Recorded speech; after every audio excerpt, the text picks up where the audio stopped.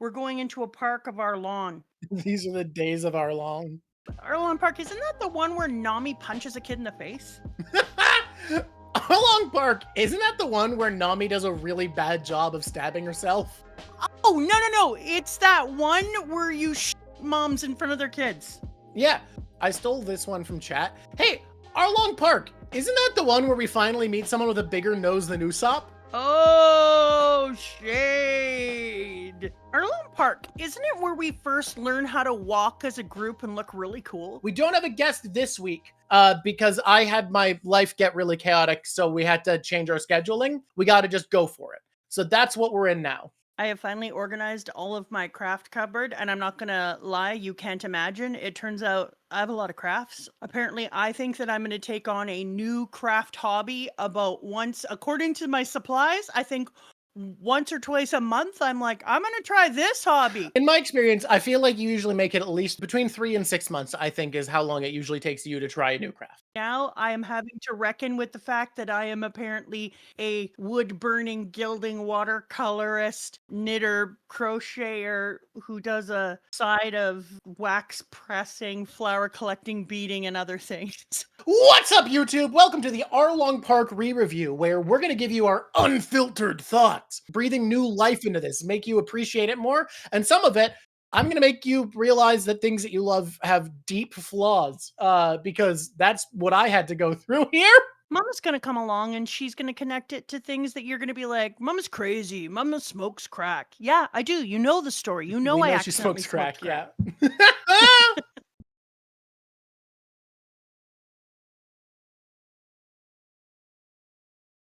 yeah. What chapter are we starting on? 69? Excellent. Where we find out very curiously, we are told about the Warlords and we are told about Jim. And what's weird is, doesn't everybody feel it weird? I know there's a contrarian who's gonna be like, not me, because I'm very smart. I feel like everybody remembers the Warlords being mentioned here, and somehow it slips by basically everybody that there's a fishman warlord named Jimbei and Arlong used to be on his crew.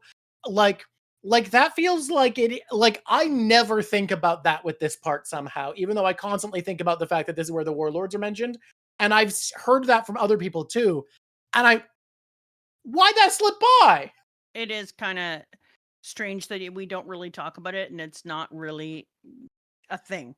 Yeah. I wanted to talk about it because in our reading, I got like 2 pages into the reading and then was like, wait a minute, what the shit? I looked up the 7 warlords because I talked about it before. There's like a group of people who are called the Shishijin, who are the blessed people. There has to be 7 of them, and only one of them is from Japan, and the rest are borrowed from other Asiatic. So that's the name of the lucky group that is in Japan, and they come out on a boat every once in a while, and they bring good luck and blah blah blah. And Oda, when you look at the name of Shishibukai, he's basically taken the exact same concept of these 7 lucky gods and turned them upside down and come up with the Shishibukai, who are the 7 warlords, and they're kind of a blessing inverted. So the Shishifukujin are a blessing, and the Shishifukukai are inverted into a weapon. And he creates this group of 7 godlike figures who are our warlords, and we learn about them immediately. We've already met one. We talk about them immediately before we go to Arlong Park, and they start looking at him, and it kind of made me start to think about how crazy it was that he did this, and why did he choose 7, and why did the government keep talking about how there had to be 7? So it turned out that the Shishifukujin, there has to be 7 or there is no luck. It breaks a pillar and therefore the luck falls apart.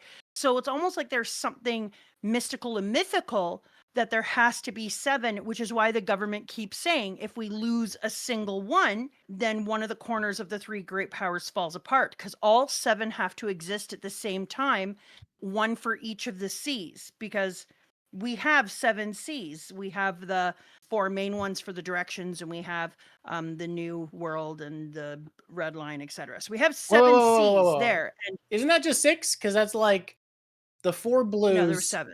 the Parrot Paradise, and the New World. That feels like 6. I guess the Calm Belt if you There, count it. But then the Calm Belt's Calm on both Belt is, sides. but it's a sea. There are 7 seas in one piece. I'll Just a accept minute. this, but there's a Calm Belt on both sides, so it feels off. North blue, south blue, east blue. Are the 4 red line, grand line. Whoa. The red line's not a sea. I'm not counting that for sure. Calm Belt is the part on the either side of the red line. Yeah. And that's I'll what accept counts. Calm Belt. There's 4 Calm Belts if we're being pedantic. KPC, I love pedantry. Clearly, we need the North. We need the North Paradise Calm Belt, the South Paradise Calm Belt, the North New Calm Belt, and the South New Calm Belt. You're hilarious and adorable, and this is why we didn't eat you when you were young. Anyway. Okay. So you have to have all of them to exist. And so I started to think about how Oda used the exact same concept, only they brought good luck. The Shishi Fukujin, they brought good luck, whereas the Shishi Fukukai become like their weapon. And then I started to think like, oh, that's really weird and interesting. And each one of them has an area in the sea that they do. And they needed to have them because the government can't be everywhere in the world all at one time. They have to like outsource their violence, and they can't just let the pirates run rampant. So in order to make sure that the pirates can't run rampant, you need bigger groups who can keep the rest of the pirates in from taking over. And then the 7 districts or heavy hitters spread across the sea is like continuous deference and coverage. And it's also like no gaps, nothing to exploit. It's a completeness. So I started to be like, oh, that's really, really interesting. But there was something about it that was ringing to me, and because it kept talking about how the East Blue was the weakest sea. I realized that, remember when I was talking about the 4 different... The 4 cardinal direction spirits and the 5th that binds them, yeah. And then Luffy is in the center as the 5th that binds them.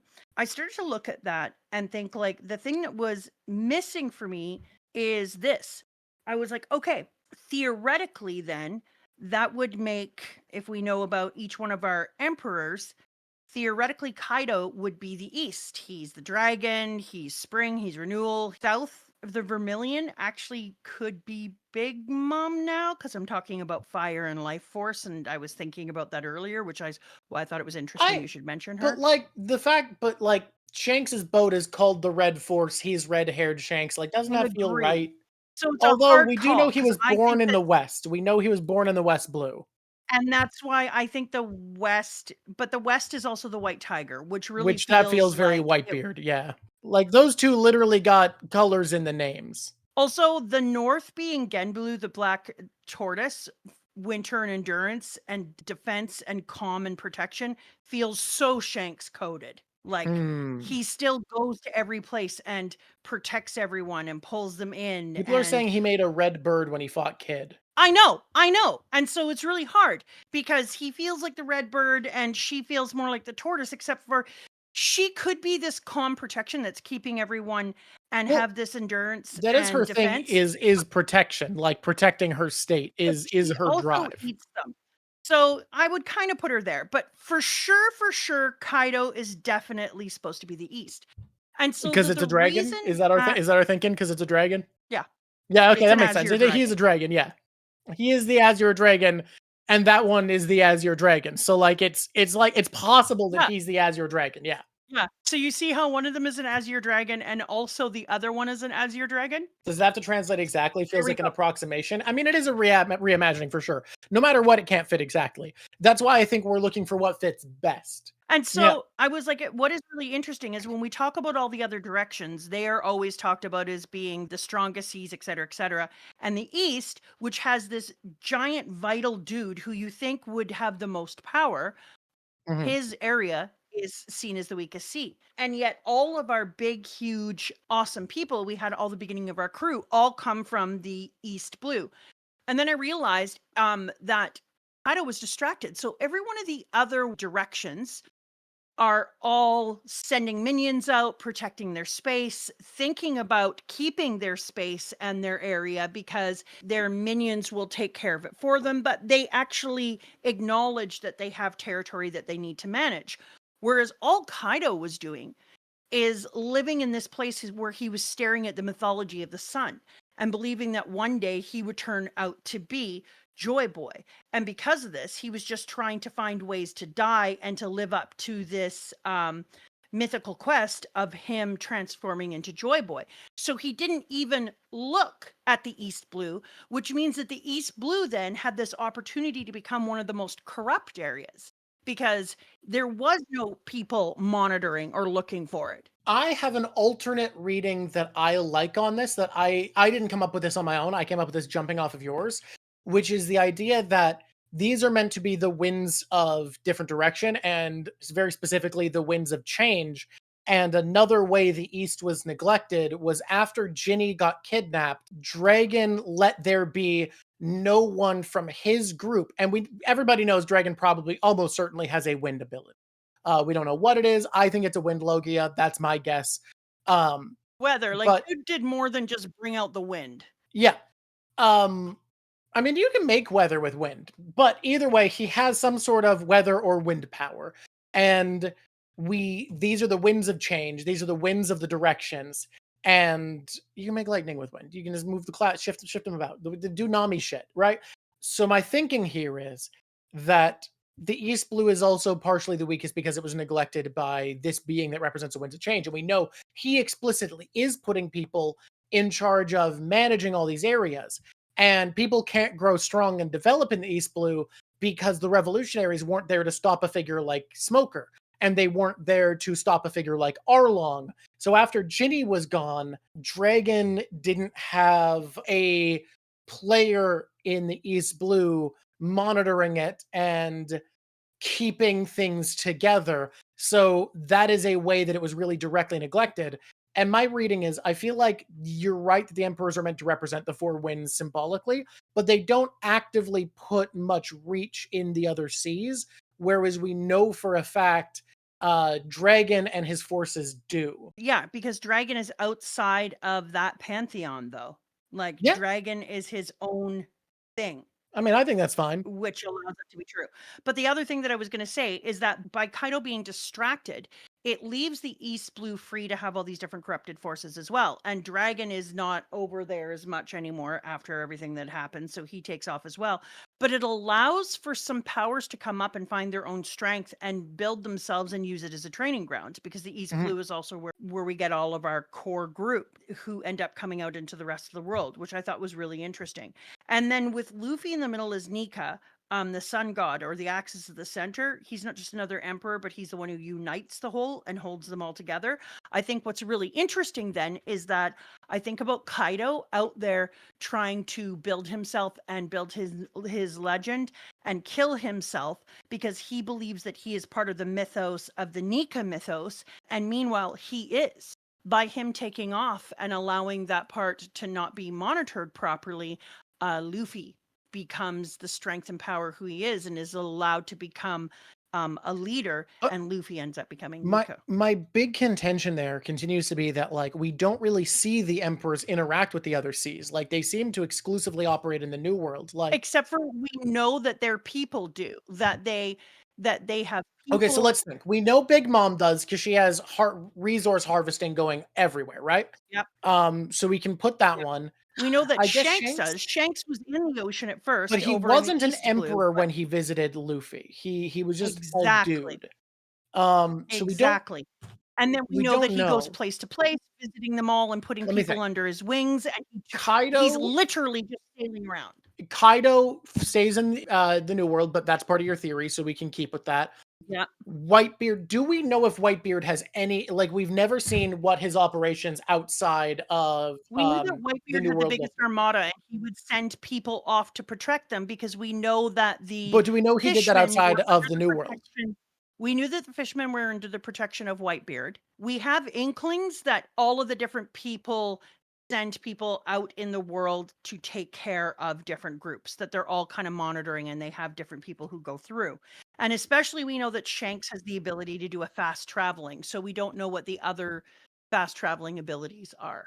Anyway, I started to just think about that as a thing while I was right in the beginning of it, because I knew that when I was looking at it under the idea of World War II, that prior to World War II happening in Japan, Japan would have kind of that Kaido effect where they so wanted to gain strength just before World War II that they were kind of looking outward through the Meiji Restoration and forward, and not paying enough attention internally and looking for what their emperor was, their sun, their embodiment of the sun, was looking to all the other areas. I'm listening, but I just need to take the briefest detour to say I don't think Oda actually really well planned out how these tattoos overlap, because I'm trying to figure out a way to have any transparency between the two, and these fucking things are not the same shape. Like they're they are not. Like there's nothing I can do here. Okay, so I wanted to go through these quickly with everybody before we go on, because the pantheon of the 7 sacred lucky gods that I think that Oda used,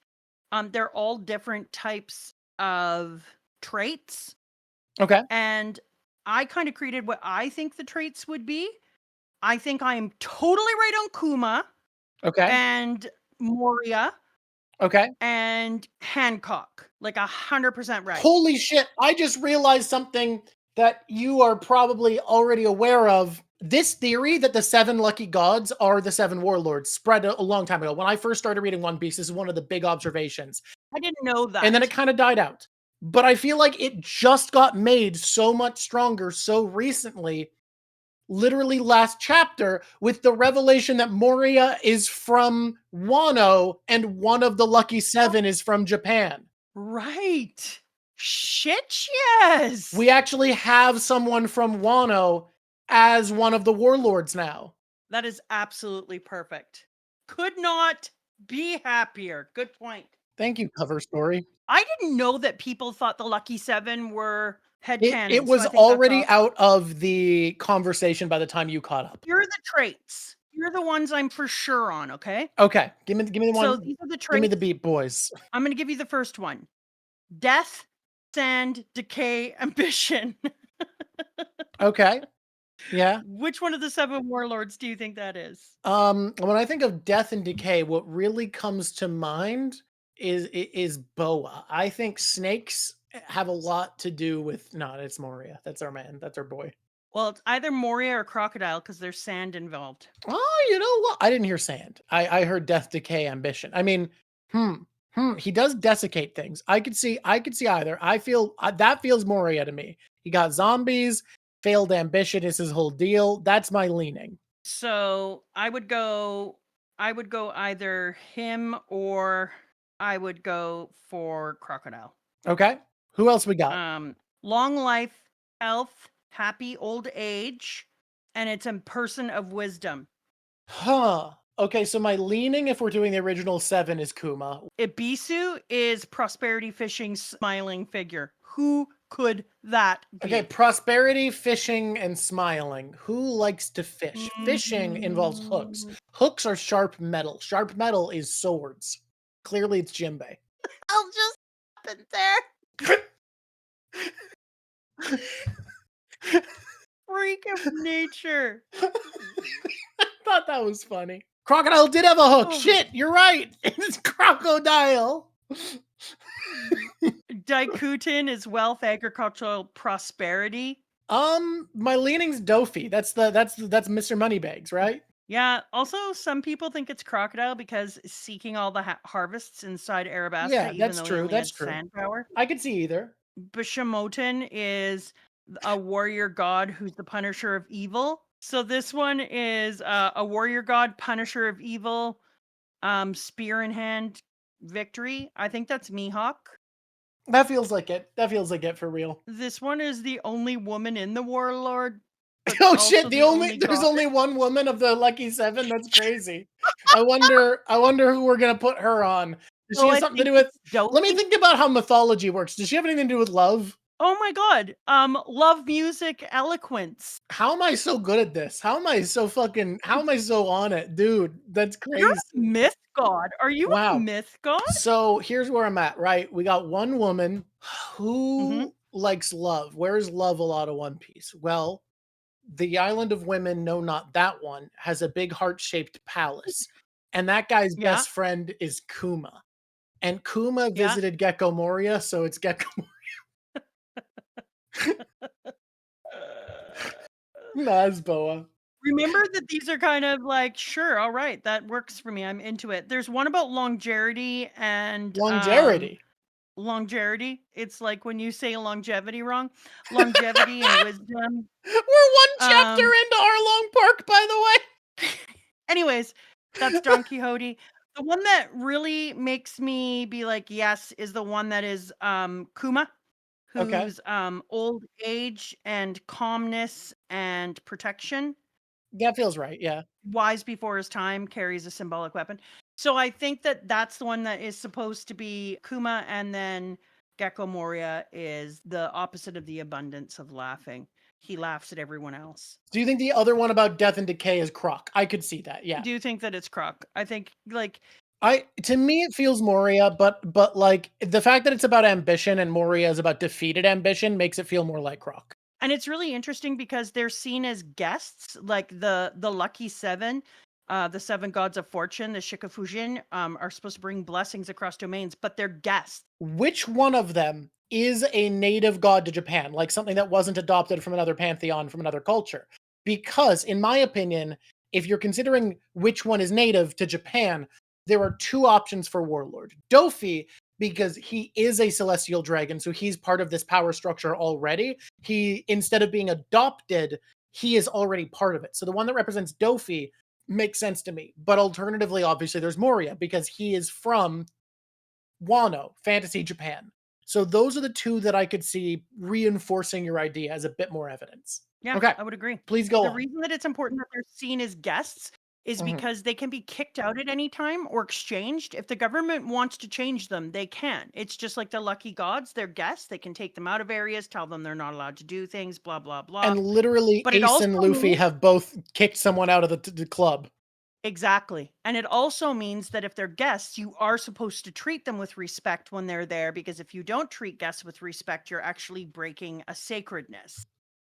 And so it kind of binds people through the meaning of them being sacred. All of this is for later, so we can go through and I can attach it to other things. But I thought it was really, really cool that we get this far in, and I'm like, here's a thing that I didn't bother to notice before. Right away, we start talking about how there has to be seven. Right away, we talk about how this, if the seven goes away, everything falls apart. And that they create legitimacy for the government and they do the government's work. You have to have them, otherwise it weakens the government. Okay, I just need to connect it and then I'm going to move on. The government, this is World War II. The government needs to be seen like it is creating illusion of sacred completeness. You can't assume only people who watch our shit are watching this. Hey everybody, Mama Drawk has a theory with a lot of backing that a lot of the political structures of One Piece, especially pre-time skip, reflect around pre and post and during World War II political structures. We have to preface, you can't assume everybody knows the shit we're smoking. If you would like to know more, go and watch the Impel Down video, because we go into it very deeply. And there. plug, now I'm proud. It also helps to balance the great three powers, the Marines, the Warlords, and the Emperors, right? Because the Warlords are like a cheap counterweight. So the government doesn't have to bleed itself dry floating around to check all the Yonko fleets. Yep. And then you have pirates policing pirates, which is awesome because the Warlords are like apex predators, but they're on a leash. So you've leashed apex predators, suppressing rival pirates for free. And then that keeps your seas more stable. And then you have territorial deference, because each one of the warlords then kind of casts a shadow over their trade route. So you know that they're going to be safe. Like when I start to think about how deeply he did this and why he would make them the seven guests, like it makes so much sense, because 7 seats is a wide coverage. And if you remove one, suddenly there's a gap because you have the Combelt and the New World and blah, blah, blah. So that would create a gap. And then it's like psychological theater, because there's like the holy 7 is stability. And as soon as a seat opens up, what happens? We filled it immediately because you had to have it. Otherwise the citizens would see weakness. And then also the warlords gave you all the insider access to the underworld. So you can be the government, you could be the Marines, you could be the government, and you don't actually have to touch the seedy underside because that is the job of your warlords. And then it lets you deny when you do super violent, terrible things like destroying nations and being tyrannical because you're like, oh, the warlords did that. I mean, did you tell them to? Yes, but people don't know that. So you have to have the 7, which becomes really interesting later on when suddenly they're just like, let's get rid of all the 7.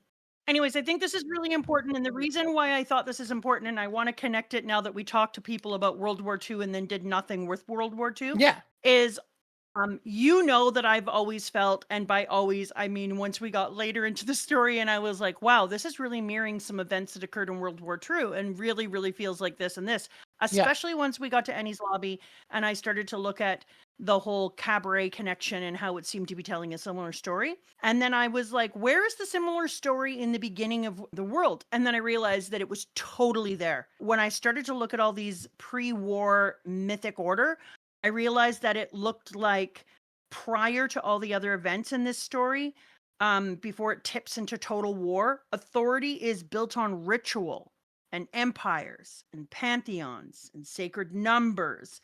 Like in One Piece, the Shishibokai are like borrowed gods. They are pirate guests who float the world like borrowed gods, going around and bringing their version of right and wrong. And in the real world, that was like empires who felt like they had legitimacy and lots of monarchies and nationalism and traditions. It's kind of like a mythic age that all before the war, the world was more into empire rule and royalty and religion, and really bought into this mythical age. And that's kind of where we are right now in this story. Is it's kind of showing all of the different ways in which the world is still run through this mythical lens. I feel it. Because World War II shatters it, right? Once you have two atomic bombs go off and destruction, just like the Mother Flame, it kind of obliterates that idea. When cities can be gone in just a moment, it obliterates that idea of mysticism and mythicalness when technology becomes apocalyptic. But this is prior to atomic bombs. So there's still this mysticism and this like 7 sacred warlords who travel the world in a triad of unity and strength. And it's a very different kind of age than it is after we see the large destruction of places like Lelusia or atomic weaponry. I don't disagree. I see it a pre, during, and post-war. And I see the 7 warlords and I see the 4 emperors and Luffy as being like ritualized order. Everything prior to World War II is ritualized order. The entire world is built off of religion and empire and myth. And during the war, Mother Flame, atomic weaponry, it ends all illusions. It's like an end of innocence. And then post-war, we get into the Seraphim and technology deference and AI endless replication. Because that's why Kuma, who is the warlord of protection, his model ends up getting used multiple times. Like they are going to create Seraphim out of all the warlords, but they can create as many as they want. They no longer need a sacred 7 that pillars them up. It's no longer myth. Now instead, they use the sacrifice of Kuma, the one who was the most human, who had the deepest humanity, and they turn him into a prototype where they just print him off like he's on a copy machine and turn him into a weapon. And so we move away from this mysticism and this mythical world and this ritualized order, and instead we move towards machinery.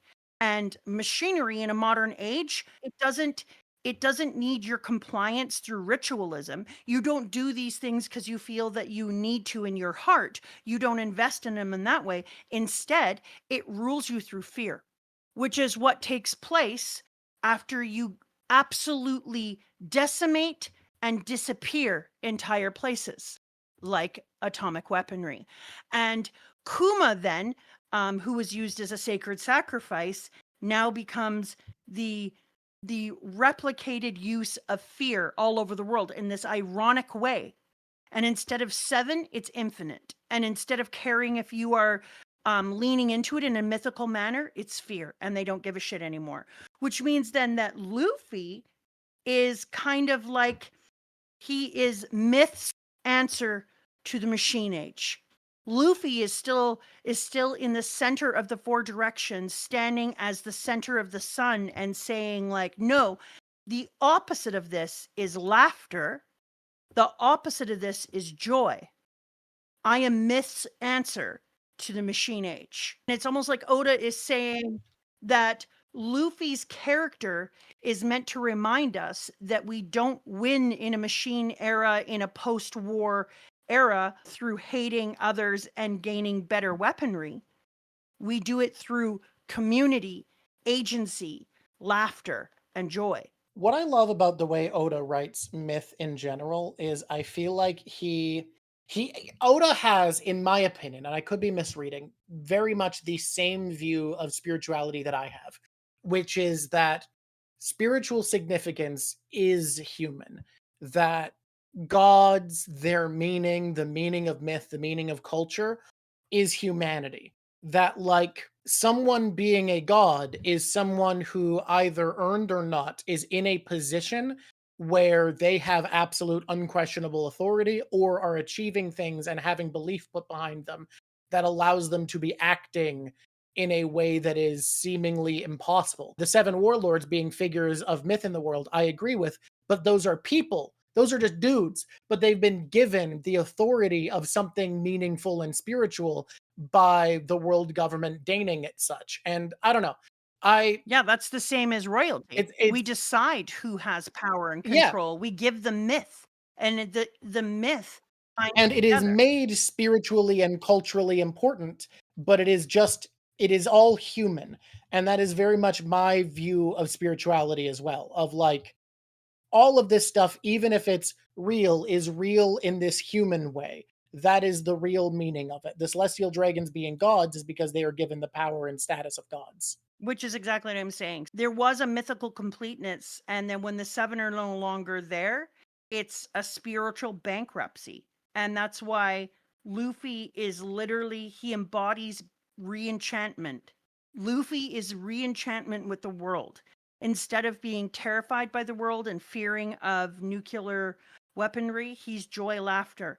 He is the divine access against like a Cold War, cold machine world. He's post-war, clinging to the ideas of, it's kind of like Japan went in a very clinical scientific way, and what did Oda and others hang their hat onto? Astro Boy, a manga, a myth creator, A myth a creator about story maker science, but about science, but it's still, it becomes culture and it becomes laughter and it pulls people back. And so it's interesting because now when I was rereading this and just kind of coming up to it from the beginning, and I didn't know that people had gone into the seven in that way before, I started to be like, it's so interesting to me. Why do I feel like Luffy is Myth's answer to the machine age? And then I started to travel backwards and figure it out.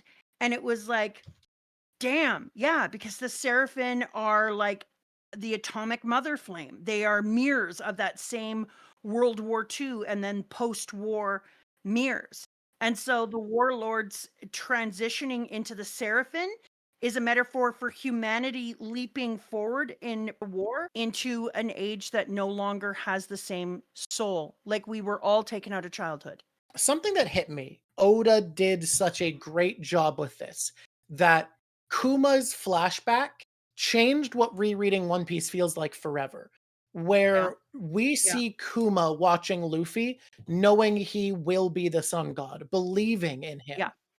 And Yeah. rereading One Piece forever now is reading it from Kuma's perspective of being like, this is him. This is the story, and we Yeah. get to see that. And you, when I told you that on the phone, pointed out that because you had figured out he'd be the sun god so early, kind of read like most of One Piece from Kuma's perspective. Because it wasn't until Jaya, this was before you had had that revelation. So you are now reading this for the first time from that perspective that you read the rest of it from. And I think that must be interesting. It's why I immediately went into this, because it was so weird now to get to reread it knowing that from the beginning and look at all the clues. And that's what I keep thinking. And now I feel like, not to be too dramatic or too whimsical on it, But now I feel like when I'm seeing this and I'm feeling the beginning stories of Luffy, I feel like he's a reminder that myth and story can resist soulless repetition of the And machine. and I think that's a lot of what One Piece ends up being about, where this is meant One Piece is meant to be a lesson. It's meant to be something you carry with you, that like this story is meant to be a myth that you can carry with you. Well, he's saying if you put myth and story as a god of your Mhm. world, you will live in a better world.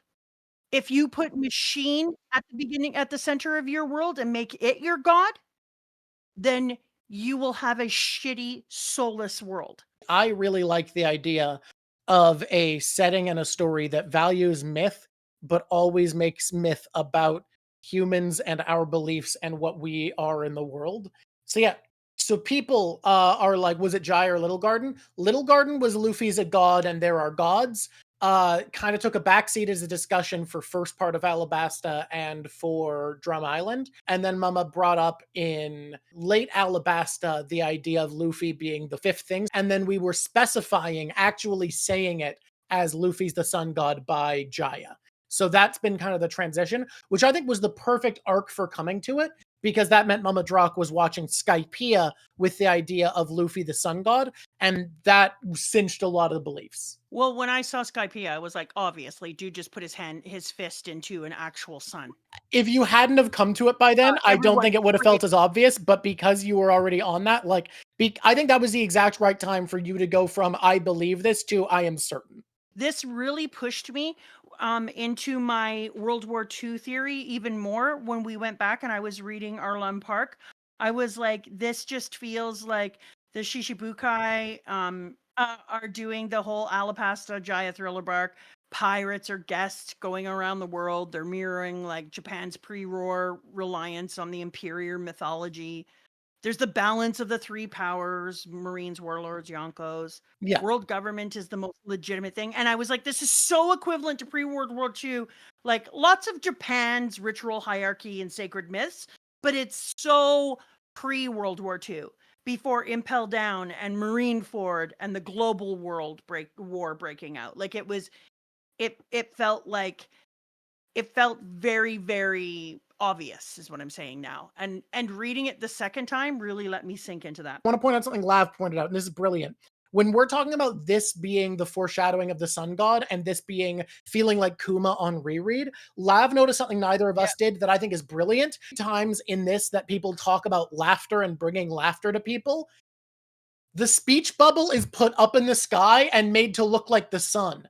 That's crazy. Yeah. He had this planned for sure. People talking about smiles and laughter are put in sun-shaped bubbles in the sky. I told you that later on. I told Mhm. you one of the reasons that I went to Sun God wasn't just because of the Shintoism. It's because remember I said that I went back through the manga And you found so started many to look at moons, all but the barely times any suns. It was that- barely ever shown. Yes. And that the sun, when it did happen, was like speech bubbles or blah, blah, blah. Or framed And with I was Luffy like, in this front is- of it. or framed with Luffy in front of them. And I was like, that's fucking weird. What we've kind of talked about is one panel of one chapter. Oh, a panel. I think we need to skip ahead to the next scene that there's something worth talking about.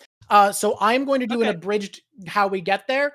A bunch of people shuffle around for a while, and this is a big critique I'll talk about in a bit about Arlong Park, actually. Where this was the first me noticing the cracks in the seams. Like, you revisit something you saw from afar before you got the tools to look up close, and it felt perfect. And then you come back and you're like, this is his early work still. This is pretty shoddy in a lot of ways. People shuffle around for a while. There's some cool scenes about it, but people shuffle around is basically what happens. So here's the scene that I want to talk about, because I think this is beautiful in the context of Wano. Nojiko and Usopp and the kid that Nami beat the fuck out of and told him to not die are in a house together. And Nojiko's like, yeah, if he's insistent on dying, fucking let him. I think you should have the strength to not be a coward and choose to live. Now, this scene is so goddamn important for Arlong Park. It's one of my favorite scenes in a lot of ways. One of them is Nojiko is with the rest of everybody, that when they finally run out of hope and they just want Nami to not feel trapped, they choose to die by literally charging Arlong, knowing he'll kill them. So she gives up on that idea, I guess deciding she's too cowardly to endure waiting another 8 years for Nami to gather the treasure. whatever. The more relevant part here is it feels like there's this internalization. As Nojiko says, Nami has the resilience to suffer a fate worse than death if it means continuing to live on. That is the message that's important to Nami, and that's a message that Usopp can relate to. This is important to Arlong Park because we see, despite that, Usopp has found something worth risking his life for. Despite having similar values, he goes out of his way to be brave and attempt to save Mr. Pinwheel, and to fight Chu and save everybody. He needs to be on par with other people risk Genzo. He needs to be on par with other people risking his life. And that's brilliant. But the reason this scene struck me isn't just because how I think it's the most important scene to Arlong Park. It is so important to Nami and Usopp because we have another Japanese inspired, well, I guess this feels more Chinese or Korean inspired. Nami's village is very Korean, I think. But we have another Asian inspired country later in Wano. And we have Usopp and Nami together. And Nami is praised for having the bravery to live, suffering a fate worse than death to live. And yet in Wano, we see both Nami and Usopp acting out scenes that are so central to the themes of this fucking kitchen table conversation 1,000 chapters earlier, where Nami is threatened by Ulti. I'm going to kill you if you don't say that Luffy won't be king of the pirates. Yeah. And while a fate worse than death, being enslaved by a man she hates, is something she can tolerate, Nami can't tolerate living in a world where she betrayed her trust in her captain. She refuses.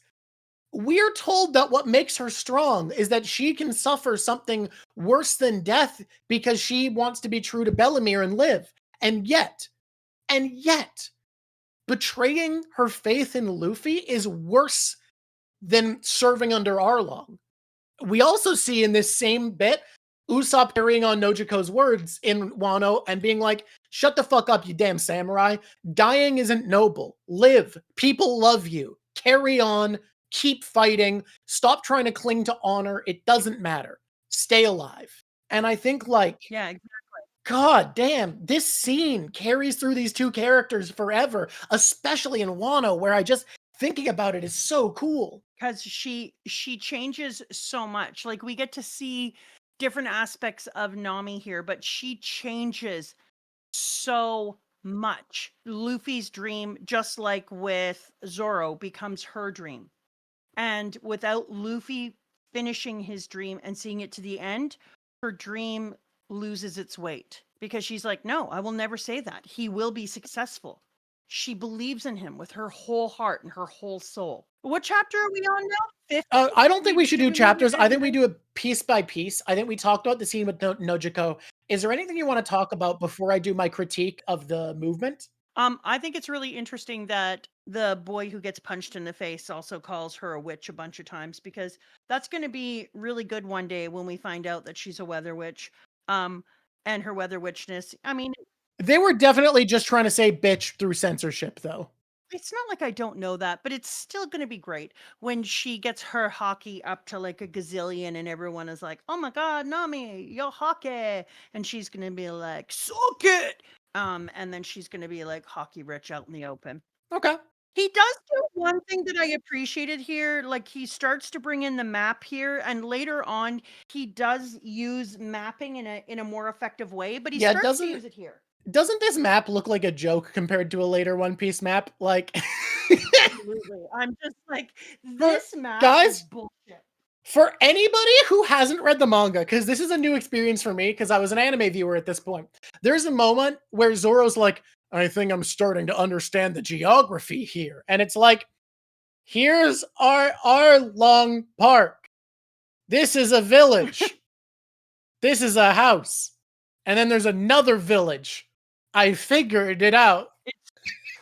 Like, it literally goes, Gosa Village, you are here.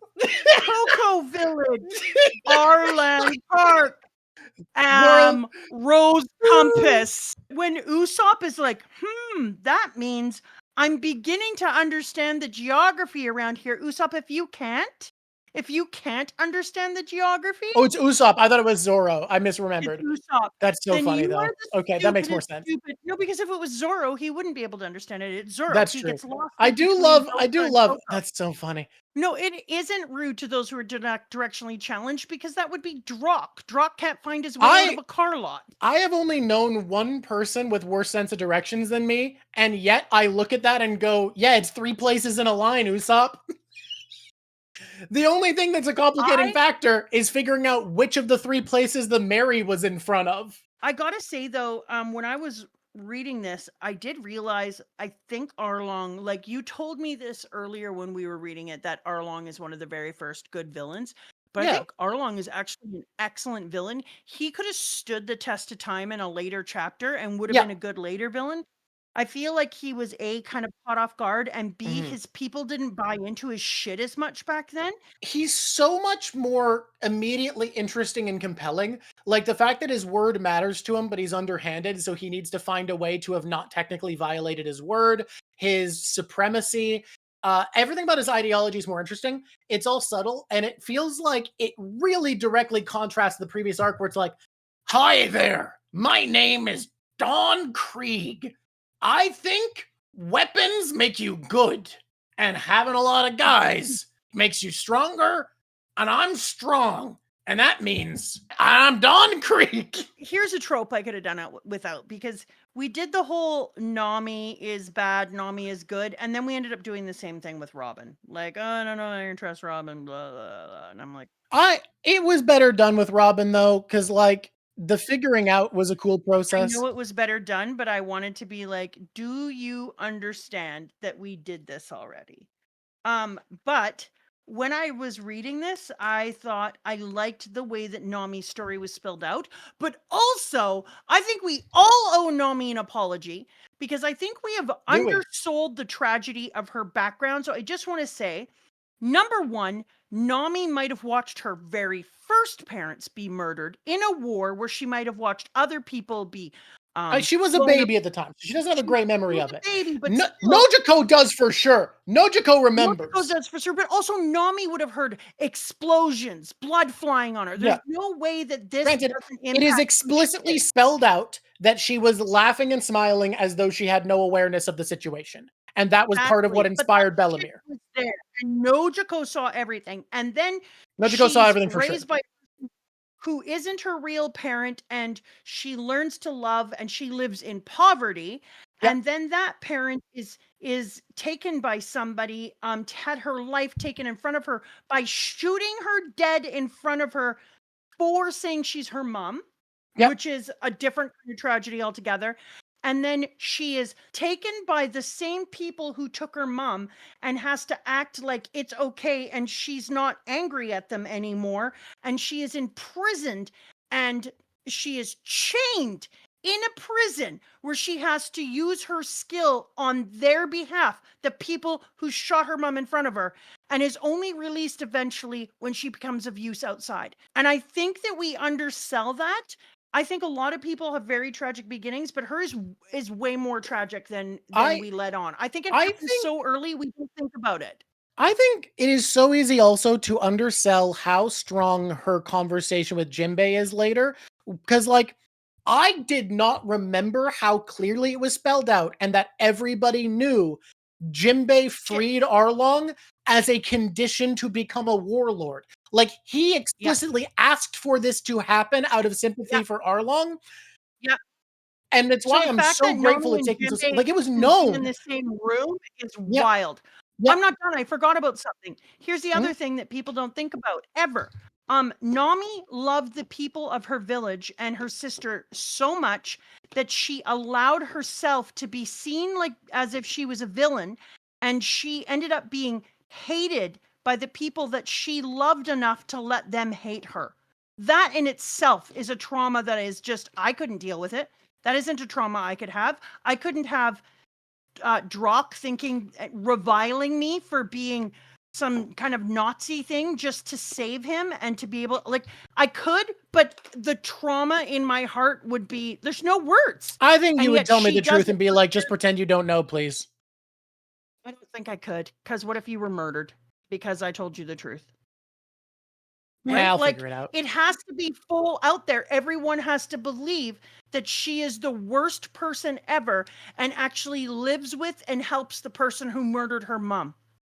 She has to let her sister, the only other living family she has, believe that she is a shitty enough human to care more about money than about their mom. Not All to great. save the village. This is Like, way worse. she is GOAT, and I think we are underselling her value. Oh, wait, says the woman who knocks Nami off the chart all the time. So fucking bad. We Well, it's owe really her an bad. apology. Like, this is so much worse than we made it out to be.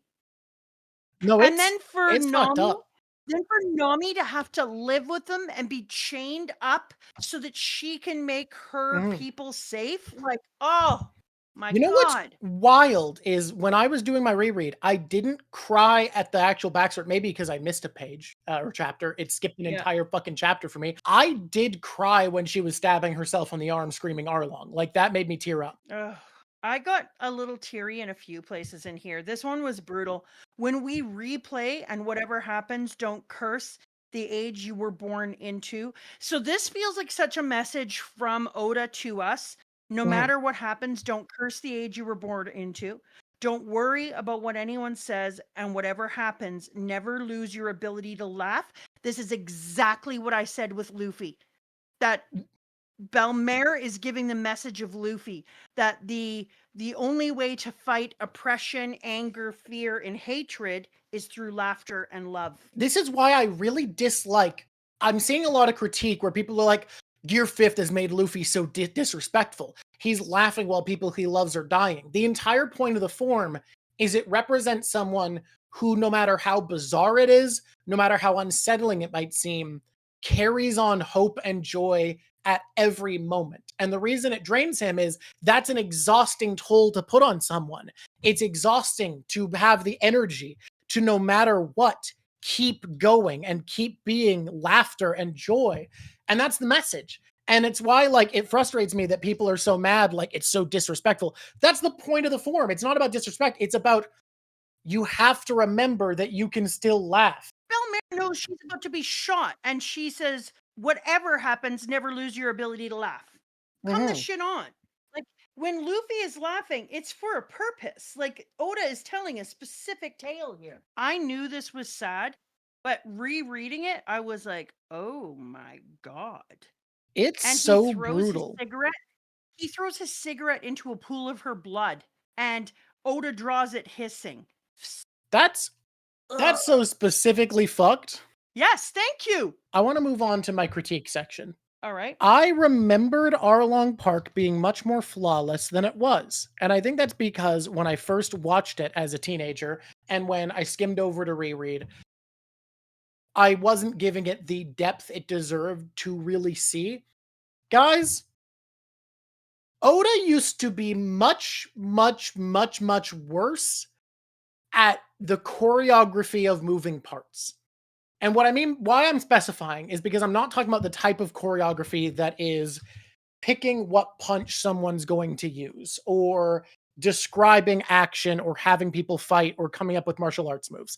I think that is all perfectly competent at this point, and I don't think it's ever the strongest part of One Piece. I think One Piece is always more about its characters and lore. But I mean the storytelling choreography, the way you move characters from place to place and keep that feeling lively. You'll notice that in One Piece, transit itself, the moving between places, often feels really interesting, compelling, unique, and like a problem to be solved. It's usually either that or kind of so negligible we don't think about it. Think about how often in One Piece, literally just getting place to place is well choreographed and considered. Not kinetic movement. I'm talking about plot movement. I'm talking about where you maintain the position of characters to keep a sense of tension and action alive. Arlong Park is just like people walking to and from a town, circling around each other, missing each other, having conversations until the money gets stolen and it's time to party. It's time to go for it. I literally told Drawk that I was frustrated by the fact that I just wanted to yell at Luffy, climb a fucking tree and you'll be able to see any of these people. Yeah, it's literally just people walking to and from town, missing each other, seeing each other, talking to each other. Like it is, you compare it to something later like Alabasta, where we have methods of conveyance that are interesting and important, and we have people figuring out how to get places, people flying, solving problems, splitting up, having wraps on their mark. Like, there's so many bits of movement of characters that's so well managed. And in Arlong Park, they're just kind of meandering around, having conversations. Nezumi steals the money, and we walk back to Arlong Park for the fight. And you're like, but then we get there, and the fight's really well choreographed. No, it's well choreographed in terms of the punches thrown, in terms of the moves used, but like, Arlong's character is genuinely given a disservice by how poorly Oda at this point is able to manage character positions in a fight. What do I mean by that? Well, he's so compelled to have the idea of these are fights that we have each of them get a solo fight. Usopp's is well handled because Usopp interrupts Chu trying to attack everybody and get involved. So Chu chases Usopp, and they're separated. Luffy is well taken care of. He's trapped underwater. It's one of the better plot points. It's well managed. But you might notice Arlong isn't.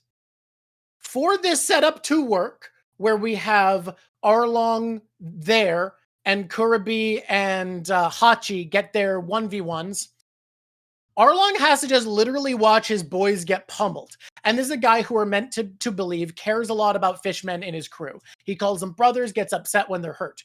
And he's just like literally Oda stops drawing him in the place he was just standing because he kind of just has to not exist. Like, Arlong vanishes as we're shown the fight happening. Oh, but that's all that's wrong? No, because we have a moment where near the end of Hachi and Zoro's fight, Kurobe tries to get involved, which suggests he wants to. The issue is they've been fighting for like 2 chapters. At the beginning of that, Sanji got punched out of the arena. He's been dusting himself off walking back. Kurobe tries to interrupt. So we know Kurobe cares enough to interrupt, but he literally is just Arlong and Kurobe just stand there watching Zoro fight Hachi for 2 chapters. Sanji's been knocked out of the arena, and he's, I guess, walking back. But like, what we're meant to imply is Arlong is like, oh, this fight's interesting. And Kurobe's like, yeah, it is. And then Kurobe out of nowhere is like, all right, I'm going to go get involved. Just as Sanji gets back. It feels clumsy. Interesting take, don't disagree. He's just sitting there. He's just letting it happen. But here's the issue. We are never shown a reason to believe that. And I don't feel compelled by it while reading, because later on Kurobe tries to interrupt. So the idea that there's a sense of honor and they need to prove that they're stronger doesn't really feel like it tracks. Like, we see them give a reason for the villagers not to interrupt because Johnny Yasuku are like, hey, don't do it. You'll die. You'll get in the way, buds. But we're never shown any reason, to the extent that until a piece of the fight is meant to be brought back in, Oda stops drawing them. Arlong stops existing in the literal place he is standing when he starts existing again. Who was it who said they're like, it's, Mountain Ash. It's like they're fighting in Pokemon. It really is. But in Pokemon, they'd be given commands, and they're not. So it's not like Pokemon, because Arlong literally vanishes so that it can work. Like, he literally is written out. And you say he's not Toriyama when it comes to the paneling conflicts. That's true, but that's not the issue. Because Oda is able later on to solve this problem via a different means, where instead of just drawing 3-dimensional spaces that bring them away from the other fighters, later on in his career, Oda is really, really capable of having dynamic plots where people have to move around to keep them out of the fight, right? We have Crocodile on his mission to go get the Poneglyph, so he's not involved. And we have Luffy being defeated by Crocodile twice, so he's not involved. And then we have things like finding the bomb to get people uninvolved. There's plot movements that keep characters away from where they can't be for the plot to progress the way Oda wants and to get the matchups he wants. And those are really well handled. We have Zoro getting lost. We have ways of moving characters around. But in this, because it's so early in his career, literally all we have for why the characters aren't getting involved is they aren't being drawn anymore until it's time for them to be involved again. Oda just literally stops drawing them as the solution. And when you're used to a higher bar of One Piece, it feels really clumsy. I agree. It's funny because I don't think that a lot of things to me have felt clumsy. Some of it has Mhm. felt either overcrowded or empty sometimes, like Yeah. back and forth between the two. And the way that we tell the story, like the mapping and stuff, is It's juvenile. definitely amateurish Um, compared to what he does later for the maps. yeah, but this part, I was like, you can't just have people disappear from the frame because you don't feel like including them. Yeah. Like oh, we can't have Arlong getting involved in this fight, so Arlong is going to stop being drawn. And then once Arlong's boys are down, Arlong will step back in and beat them up off screen, which I'm fine with him beating them up off screen because it's to set up the menace that he's able to take out Sanji and Zoro, obviously an injured Sanji and Zoro, just by throwing water at them. And then he does one more attack before Luffy gets woken up again. It's all good. That part I'm fine with. But like, it just feels like the movement of characters from point to point is handled so much less well than you would be used to in later One Piece. It feels really, really clumsy. Um, that said, the emotional beats in this fight I think are really well done, to the point that like the bit to me that felt the most, Maybe too well. yeah, the bit to me that felt the most like, oh, I'm Kuma believing in the sun god through this kid's actions was the Yeah. moment Luffy gets, and god damn, thinking about the moment from Kuma's flashback where he sees Luffy practicing the Gum Gum battle axe, going, if anyone tries to take one of my crew, I'll hit him with this. And then seeing the moment where he's like, it's time for the move I practice for beating someone who takes my crew, is when he sees blood on Nami's pen and goes, ah, you turned something she loves into torture. I'm gonna fuck you up. When that Yeah. moment of Luffy getting fully serious when he sees that, I could hear the drums of liberation. It feels so cool to reread a moment like that where you're like, yeah, this is him. This is the kid who's here to represent what Arlong's brand is supposed to represent. Like, he's the one carrying on what Arlong is supposed to believe in. This is liberation. Fuck, it feels cool. I have to tell you that okay, you want to talk about emotionality?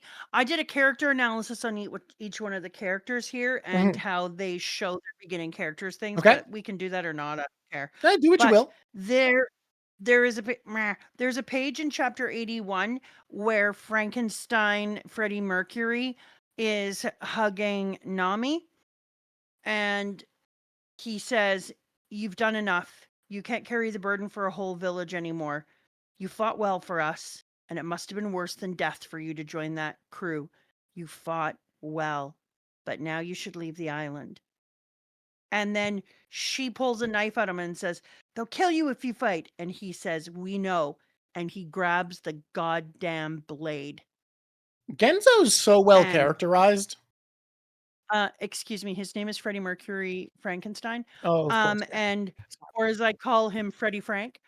And he bleeds all down the ground and she just starts sobbing. I was like, the emotional because and then he goes, "Now step aside, Nami." And then she starts to hear Arlong laughing in her head and she falls on the ground. And she had always said that she couldn't have friends, and her sister was like, "Do you know what this means?" And what does she do? She starts to cut out her tattoo. And I was like, God damn you, Oda. Dude, it made me cry. This That's the moment that finally made me tear up, was her carving the tattoo. so wild. The amount of emotion you were able to put in here is, oh my god, Yep, because the blood of Genzo is already on the knife and she yep. starts stabbing herself with his blood and I was just like, he hit nerves in this section. Y- yes, he had some areas that were just Mhm. not pulling their weight. He was disappearing people, but as far as emotionality went, It's brilliant, it's I brilliant. my god. And I and then afterwards to have Luffy do his little weird swing and put his feet together and bounce before he put the hat on her head. I was like oh, and she right in the remembers middle. what he said about it first, like, Yes. Ah! And then puts the hat and goes, "Don't touch my hat, it's my treasure." And she goes, "Luffy." And then he goes, let's go. And they all go, right. And then you have already had the pre-work of her sister talking about the thing that she fears the most is having friendships. And Mhm. so she's just had a moment where she found out that everyone doesn't hate her, that her life is filled with friendship, that she has a lot to lose still. And now her new friends are sticking up for her, rated her most desperate moment, which for her, we're just like, that's amazing. But when you start to think about it, which for her is also a piece of hell because now she has new people to worry about. New people she'll feel responsible for having died. Like, it's wild. The emotionality of this arc was absolute wildness. Oh god, it's so good. We have so No, much it's of why this was brilliant. hard for her set up earlier, and Luffy doesn't listen to it because he trusts Nami. He is only doing this because he trusts her and sees how she Yeah, feels for real. And the second she yeah, admits it, he's like, I got this. The reason it's beautiful is because it is Luffy, without knowing any of what's happening, all at once understanding what she's been through without needing anything. Not telling us about the drawing room is so that we can be with Luffy as he goes, I get it now. Go fuck yourself. yeah, exactly. No, I think that if you had shown it any earlier, it would it would lose. Okay, it would be like if you did an incredible fireworks show, but you put your best firework first. Like, Mhm. there's a build. You're telling the background story. This follows right into what we talked about before about some of the background story and building it up in a specific way in order to have that impact. And I feel like him seeing the slavery, like he couldn't feel it, smell it, see it, or taste it because Luffy is a visual person, but he trusts you and he believes in the things you say. But him standing there in the silence, looking at the spot and seeing Nami there and feeling the despair of being in that space after you watched your mother be murdered in front of you, it it is the grand firework display. It is the thing that ignites him. It's exactly what it is. It ignites him and he goes off. What were you going to do it earlier? And then what? He just has that boiling inside him. That's a very different way of playing it, and it doesn't fit with the rest of the arc. I have one thing I want to add here that's very interesting. I think live action, not including Don Krieg and shortening Baratier, was the right choice for them, but it makes the Baratier weaker.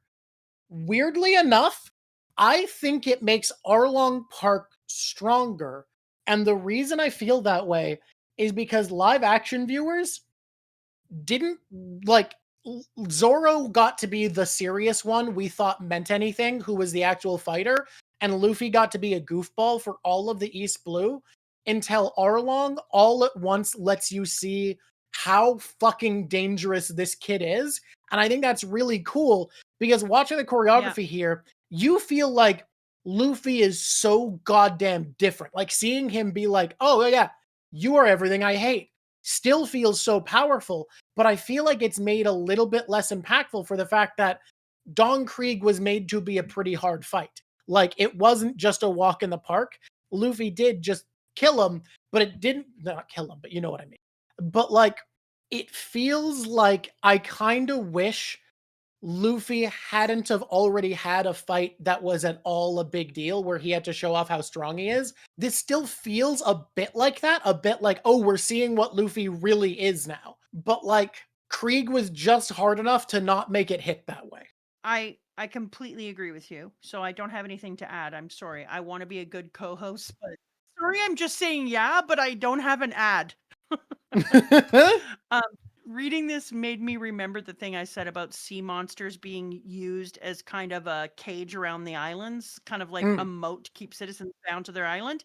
This reinforced it to me because prior to Arlong getting there, the citizens in one village felt cut off from the other village because it was difficult for them to go through. And until Arlong came, Kokoyashi felt cut off. Like it felt like it was cut off and couldn't go to the other village to find things out because the water was dangerous. And for mhm. me, that helped to reinforce my ideas that the Calm Belt is the ultimate in a guarded spot where A, you can't use the wind to get away, and B, all the monsters conglomerate there and it's a nursery.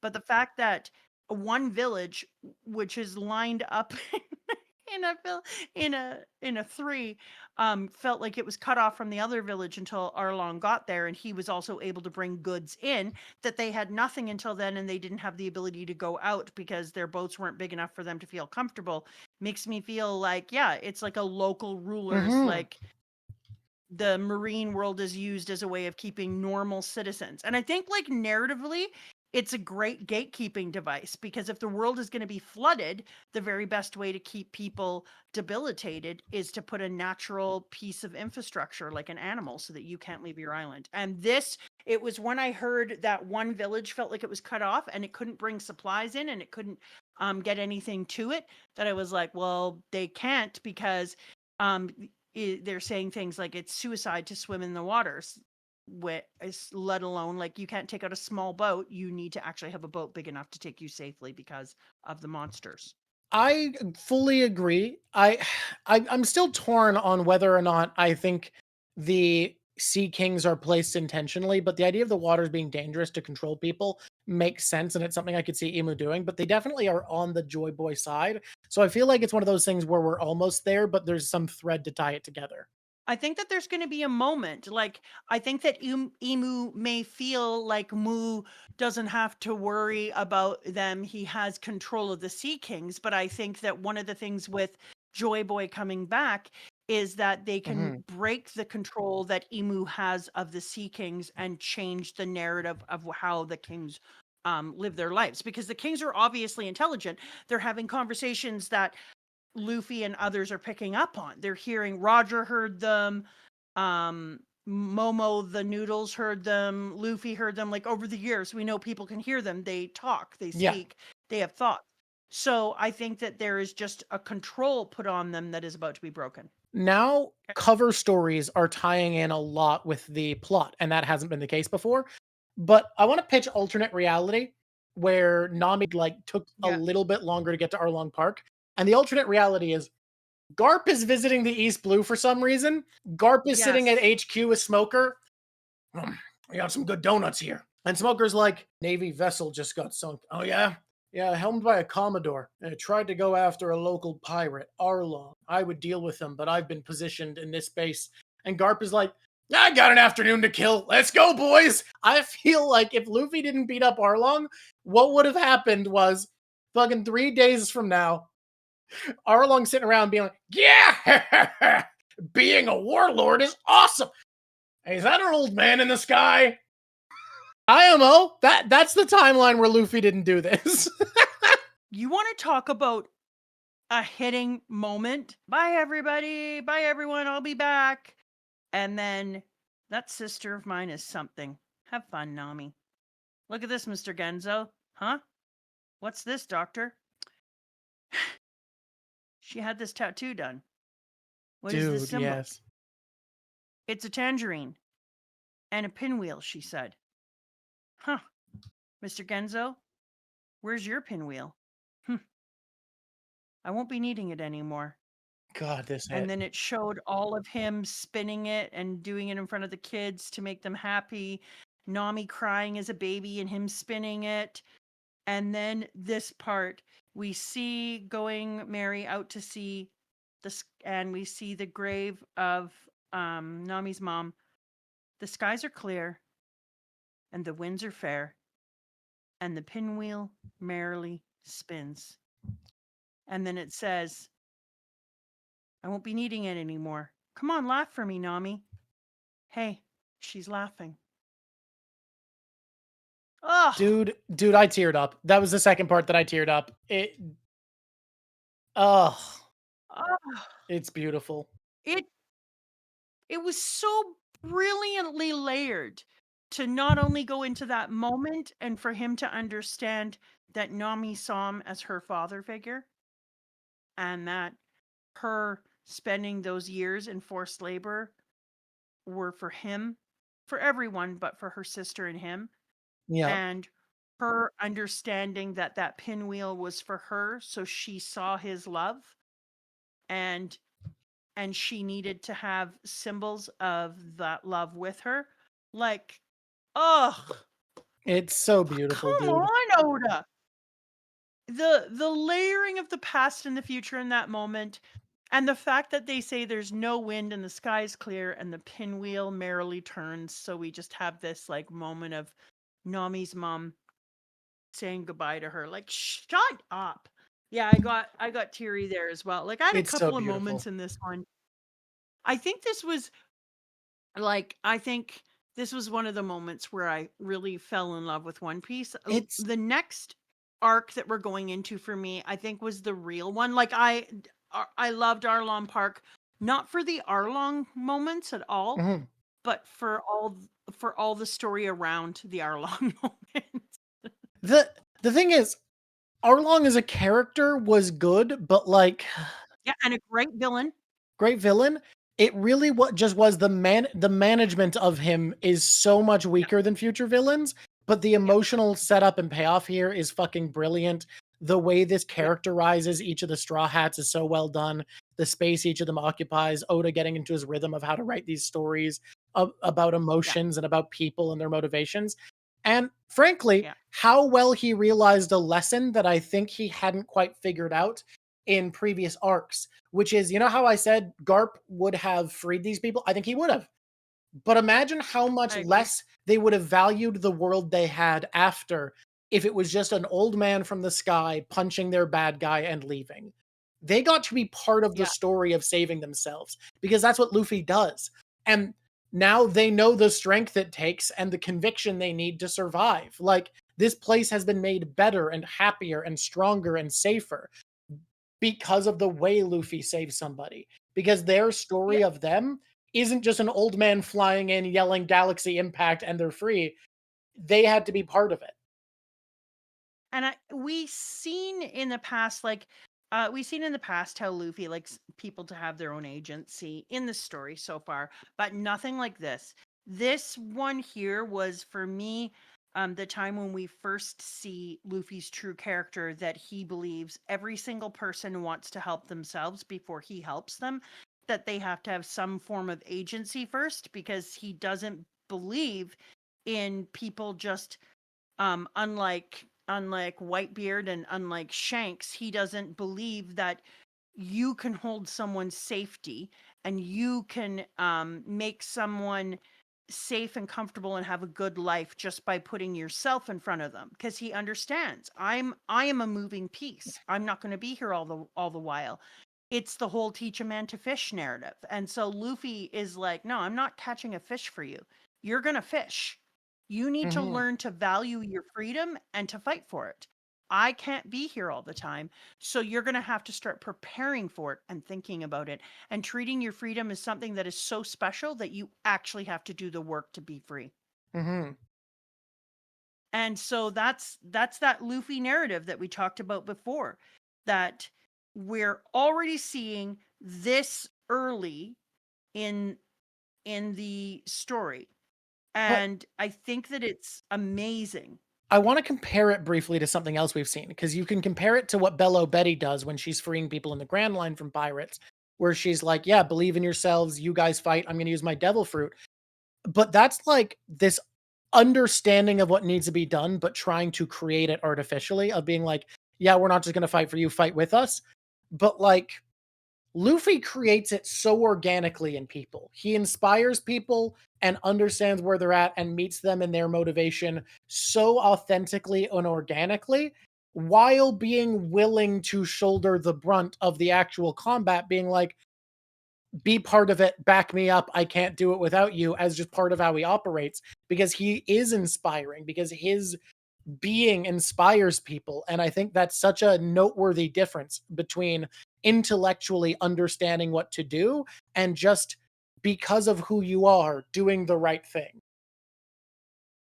Yeah.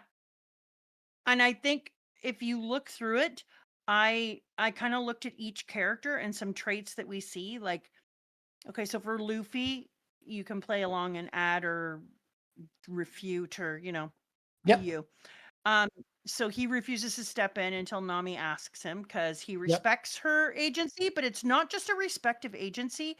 it's a demand that people want agency. I will protect what you've chosen to fight for, is how I Well, like to think of it. especially Like, because, if you like, don't choose, I'm not doing it. he doesn't just want to free people physically, he wants to free whatever mental block that is inhibiting their ability to be free themselves. And you can't Exactly. do that by force. And we see it all over the place, but the areas I chose are Alabasta, because right away Vivi is like, I'm gonna save my own country, and then Luffy doesn't join in until she actually admits to needing help and asks for it. Mhm. He's like, all right. Luffy And literally then hits her Annie's like, "What are you lobby. gonna do? What are you gonna do about it?" Exactly. And she's like, God, they were so good for each other. I really love that arc for the way that they both make Mhm. each other such better leaders. I will always love that arc for that. Annie's lobby, and the before that with the rescue with Robin with the I want to live. Remember, he doesn't help her and won't help her until she admits to wanting to live. Yep. And then Fishman Island, he lets Jinbei reconcile with his people's history before stepping in. Refuses to fight Don Oh, it's a Flamingo sabbatical, in never mind. Dressrosa until the Yep. people rise up themselves. Won't overthrow Kaido for Wano until the samurais choose to fight for their country's freedom. Like, it's over and over and over. And I Yep. just love that he requires you to act in your own agency, or he's like, fuck you. Yeah. I did one for each one of them, and I won't go through them all because Yeah, dude, Nami, she's so important. so she endures 8 years of sacrifice, reviled by the village, in her opinion. She saves money in secret, showing her strength. Like, she has such determination and strength, and she finally only asks for help once she's exhausted. And so I was thinking that Nami is already showing, because I think that I undersold her strength as a character separate from Luffy, and how calculating and how brilliant she is.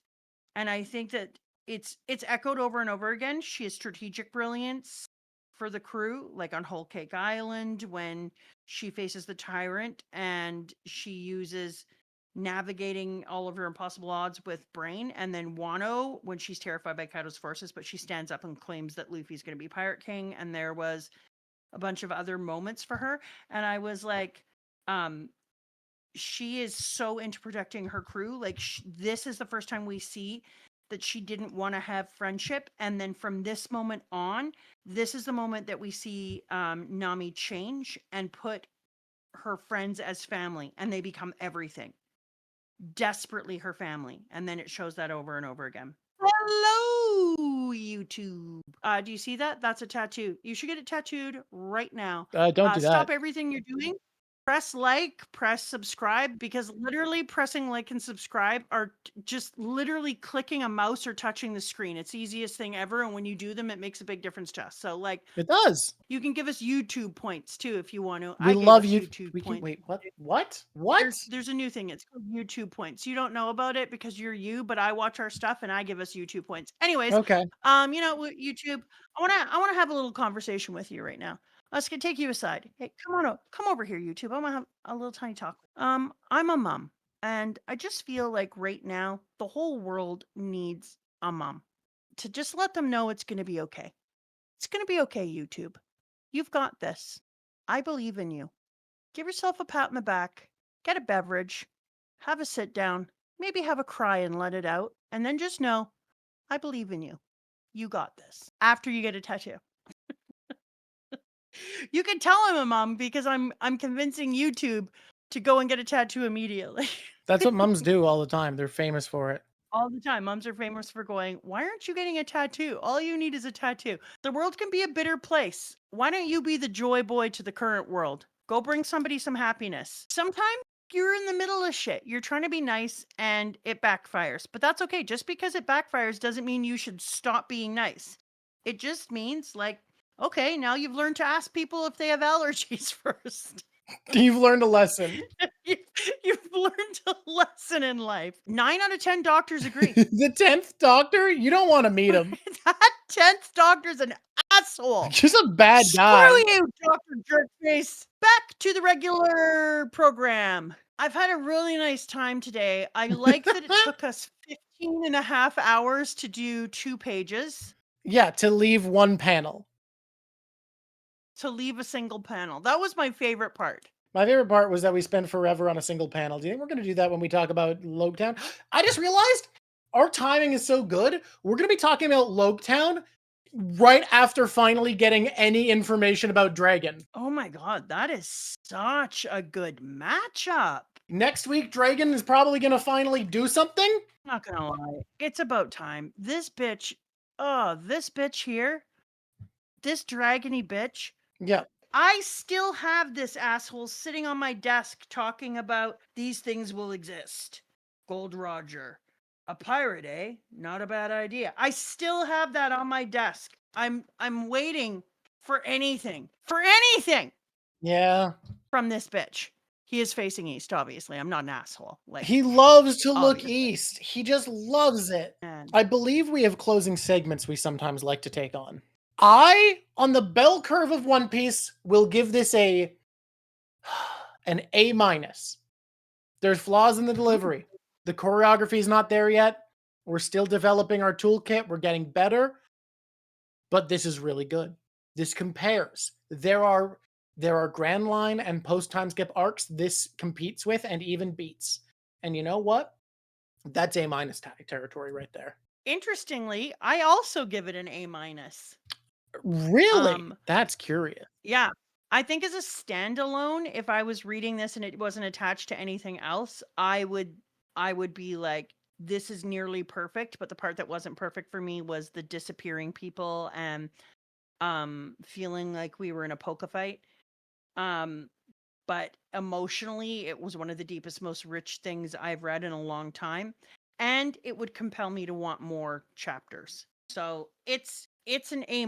It doesn't feel like it's all the way there, but it is really good. Let me think. Who do I have a prediction for?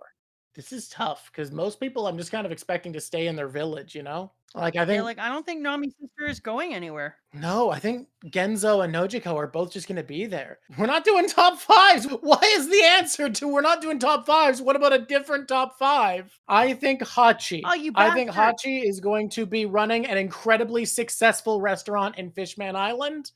And is gonna marry Kami. You're the worst. I was gonna pick Hachi because I was like, yeah, I gotta pick Hachi. I don't know what else to do. Okay.